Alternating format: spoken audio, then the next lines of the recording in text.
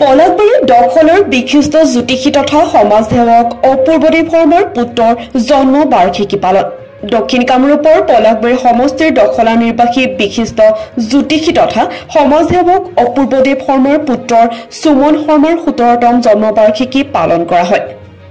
দেওবাৰে বৰ্ণাঢ্য কাৰ্যসূচীৰে দখলা পাৰৰ নিজ বাগগৃহত কেক কাটি আতচবাজি জ্বলাই নাম প্ৰসংগৰে ১৭তম জন্মবাৰ্ষিকী পালন কৰা হয়।